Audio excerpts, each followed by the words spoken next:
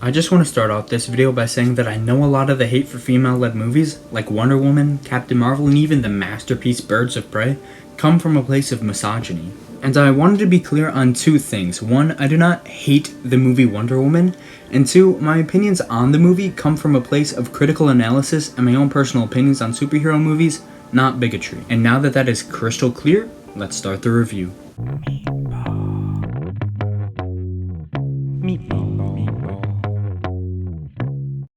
Turn the clocks back to 2016. Batman vs. Superman had just came out and you saw it with your father. You're barely just young enough to not realize how bad it is, so you enjoyed it for its action and storytelling aspects. But you were, however, aware of one part of the movie being severely underdeveloped, and that, of course, was the inclusion of Wonder Woman in live action for the first time in decades, and they chose to not have her do much. You'd almost have to go through it multiple times to feel like it made any sense, right? Not for me. I pretty much just checked my email and then fought a monster. What were you guys doing the whole time? We were sort of fighting each other.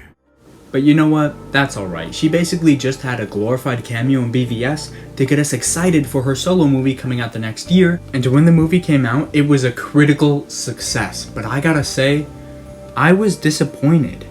And it mostly comes down to the fact that the movie was so close to being brilliant and new, then didn't follow through with it. Basically, the plot of Wonder Woman is it's World War I right now, and Wonder Woman leaves her home and ventures into the world of man to try and track down and kill Ares, the god of war, because she blames him for what's happening to humans right now. And during the whole movie, people are telling her left and right that that's not how the world works. It's not because of some ancient gods, it's just the fact that people carry hate and greed in their hearts and that leads to war. Yet Diana continues her search for Ares the entire movie, still believing that she can end the entirety of the Great War just by defeating one single person. Which is, of course, very ignorant. It's presented as a fool's errand, but Steve Trevor and his allies go along with it due to the fact that Diana is the best hope for winning the war, and they need her. Eventually, though, she does find the man she believes to be Ares in disguise, and defeats him. She looks around, and nothing's changed. All the death, all the fighting, even Steve's sacrifice, it was all for nothing. And this is where the movie should have ended. Diana realizes that she was wrong and that her crusade against Ares was just a wild goose chase because at the end of the day, humans just fight. It would be an incredibly dark and mature ending, but it would have been brilliant and something we've never seen in superhero movies before.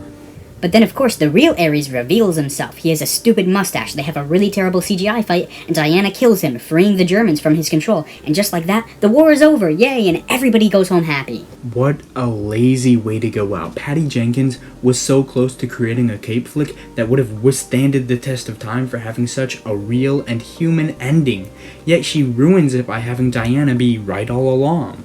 It could have presented some serious growth for Diana moving on, but if she's proven right the entire time, where's the arc?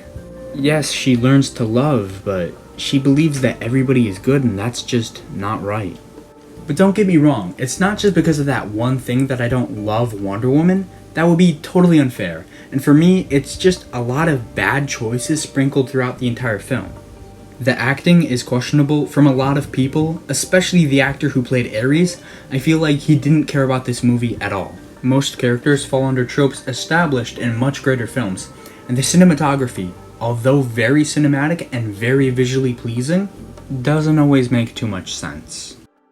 Overall, I rate Wonder Woman a 4 out of 7. It's still regarded by many as one of the best DCEU movies ever made, and I know this is a very controversial opinion by me, but it's nothing new. It definitely has heart to it, yet never fails to disappoint me. I wish we had more time. More time to make this movie something it was so close to being.